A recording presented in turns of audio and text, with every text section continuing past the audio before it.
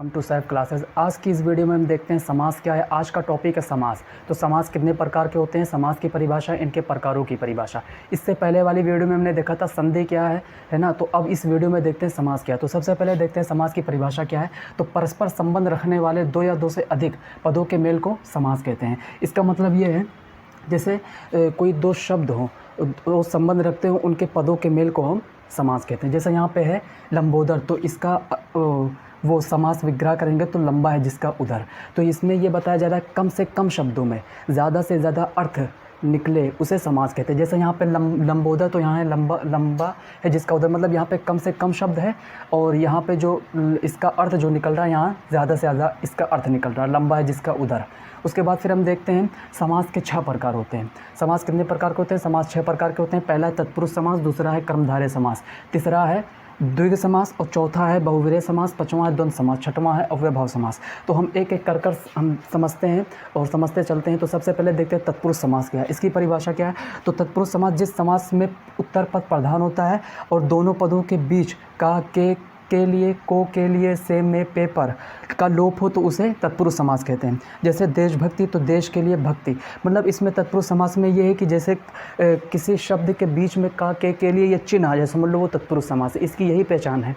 उसके बाद फिर हम देखते हैं जैसे गंगा जल, तो गंगा का जल, ये जो का है ये तत्पुरुष समास का चिन्ह है। ये जो के लिए है यहाँ पे तत्पुरुष समास का चिन्ह। जैसे धनहीन, तो यहाँ से धन से हीन, यहाँ पे धन से हीन, इसका समास विग्रह, ये समास पद है और जब समास विग्रह किया गया तो ये निकला। तो तत्पुरुष समास की यही पहचान है कि का के लिए अगर बीच में आ जाए, समझ लो तत्पुरुष समास है। उसके बाद फिर हम देखते हैं कर्मधारय समास।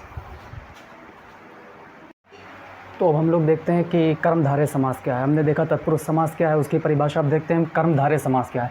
तो इसकी परिभाषा देखते हैं। इसमें उत्तर पद प्रधान होता है, इनमें विशेषण विशेष का संबंध होता है ना। इसमें उत्तर पद प्रधान होता है और इनमें विशेषण विशेष का संबंध होता है। तो जैसे नील कमल, तो ये विशेषण ये विशेष, तो इसका जो समास विग्रह करेंगे तो नीला कमल। जैसे सज्जन, तो इसका समास विग्रह करेंगे तो सत का मतलब होता है अच्छा और जन का मतलब होता है आदमी, तो अच्छा आदमी। उसके बाद फिर हम देखते हैं द्विग समास। द्विग समास क्या है? तो जिस समस्त पद में पहला पद संख्यावाची हो उसे द्विग समास कहते हैं। जिस समस्त पद में पहला पद संख्यावाची हो उसे द्विग समास कहते हैं। इसका मतलब ये है कि जैसे कोई पहला पद हो और उसका पद संख्यावाची हो उसे द्विग समास कहते हैं। जैसे यहाँ पे लिखा है त्रिवेणी, तो 3 वेड़ियों का समूह, तो उसे त्रिवेणी मतलब 3 वेड़ी संख्या है तो संख्यावाची है, तो इसी को हम द्विग समास कहते हैं। तो जैसे मतलब इतना ध्यान रखना है कि जिस पद में संख्या की बात हो रही है वह द्विग समास होगा। जैसे त्रिवेणी, चतुर्भुज हो गया, त्रिकोण हो गया, है ना, त्रिभुज हो गया, ये सब है द्विग समास के उदाहरण। उसके बाद फिर हम देखते हैं बहुविरेय समास क्या है। तो बहुविरेय समास, इनमें कोई पद प्रधान ना होकर अन्य पद प्रधान हो उसे बहुविरेय समास कहते हैं। मतलब इनमें कोई पद प्रधान ना हो, जैसे ये कोई पद प्रधान ना हो, इसका जो अर्थ निकले वो प्रधान हो। जैसे यहाँ पे सुलोचन, तो सुंदर है लोचन जिसका अर्थात नारी, तो ये नारी जो है ये प्रधान होगी, है ना। जैसे लंबा है, लंबोदर जो भी उदाहरण दिया था, लंबोदर तो लंबा है जिसका उदर अर्थात गणेश। जैसे गजानन, लंबा है जिसका आनंद, तो ये क्या है? गणेश अर्थात गणेश। नीलकंठ, नीला है जिसका कंठ अर्थात शिव। तो ऐसे उदाहरण बहुविरेय समास के हैं जिसका कोई दोनों पद प्रधान ना होकर कोई अगला अन्य पद प्रधान हो तो उसे बहुविरेय समास कहते हैं। उसके बाद फिर हम देखते हैं द्वंद्व समास क्या है। तो द्वंद्व समास जिस समास में दोनों पद प्रधान हो तथा विग्रह करने पर और अथवा या एवं लगता है वह द्वंद्व समास है। इसका मतलब ये है कि मतलब इसका दोनों पद प्रधान हो और इसके जैसे कोई शब्द हो उसके बीच में ये और या आए तो उसे द्वंद्व समास कहते हैं। जैसे माता पिता, तो माता और पिता, तो ये द्वंद्व समास। जैसे भाई बहन, तो भाई और बहन। जैसे सुखी दुखी, सुखी या दुखी, तो ये सब द्वंद्व समास हैं। उसके बाद फिर हम आखिरी देखते हैं अव्ययभाव समास।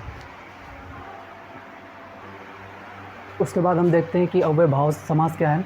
अव्ययभाव, तो उसके बाद जिस समास में पूर्व पद अव्यय होता है तथा वही पूर्व पद प्रधान होता है तो उसे अव्ययभाव समास कहते हैं। जैसे उपतट, तो तट के समीप, आजन्म, तो जन्म से लेकर, मतलब ये तट जो ये है पूर्व पद, मतलब पूर्व पद और उसके बाद ये उपतट और यही पद प्रधान हो तो वही कहते हैं तट के समीप। उसके बाद फिर आजन्म मतलब आ और ये जन्म अलग अलग है तो आजन्म, तो ये जन्म से लेकर, तो इसी को हम कहते हैं अव्ययभाव समास। उसके बाद फिर हम एक बार फिर से समझ लेते हैं कि तत्पुरुष समास क्या है, छइयों प्रकार, क्योंकि इसकी पहचान बहुत मतलब इसमें भी कन्फ्यूज़न होती है कि मैं कैसे पहचानूँ। जैसे परीक्षा में पूछ लेता है कि इस समास का नाम लिखो, समास विग्रह करो। तो सबसे पहले देखते हैं तत्पुरुष समास। तत्पुरुष समास में जैसे उसका पहला पद उत्तर पद प्रधान हो और उसमें का के लिए आ जाए, अगर ये चिन्ह आ जाए समझ लो वो तत्पुरुष समास है ना। उसके बाद फिर हम कर्मधारय समास देखते हैं। तो कर्मधारय समास में उत्तर पद प्रधान हो और इसमें विशेषण और विशेषण विशेष का लोप हो तो वो कर्मधारय समास है। जैसे वो सज्जन, तो सत का मतलब अच्छा और जन का मतलब आदमी, तो ये सज्जन है ना। उसके बाद जैसे नीलकमल तो नीला कमल, तो ये कर्मधारय समास। उसके बाद फिर जैसे द्विग समास तो बहुत आसान है। ये तो जैसे जिसमें संख्या की बात आ जाए, जिसमें संख्यावाचक, जिसमें पहला पद संख्यावाचक हो तो उसे हम द्विग समास कहते हैं। जैसे त्रिकोण है ना, और चौराहा, चार राहों का समूह, तो ये सब हो गया द्विग समास के उदाहरण। उसके बाद बहुवीर्य समास में देखते हैं। बहुवीर्य समास में इसमें कोई पद प्रधान ना होकर अन्य पद प्रधान हो तो उसे हम बहुवीर्य समास कहते हैं। जैसे नीलकंठ हो गया है ना, सुलोचन हो गया, ये सब बहुवीर्य समास के हैं।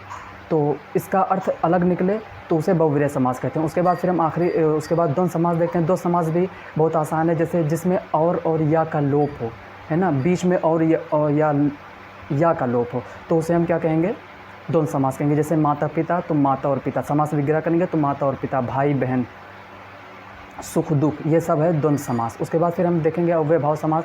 अव्यय भाव समास में पूर्व पद प्रधान हो और वही पूर्व पद अव्यय भाव हो तो उसी को हम अव्यय भाव समास कहते हैं।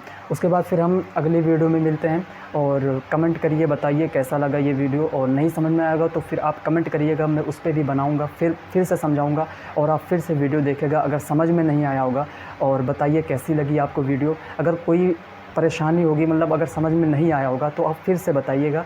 तो फिर मिलते हैं अगली वीडियो में, तब तक के लिए थैंक यू। चैनल को सब्सक्राइब कर दीजिए, चैनल थोड़ा सपोर्ट चाहिए मुझे चैनल पे, तो आप लोग सपोर्ट दीजिए है ना। उसके तब तक अब के लिए थैंक यू। फिर मिलते हैं अगली वीडियो में।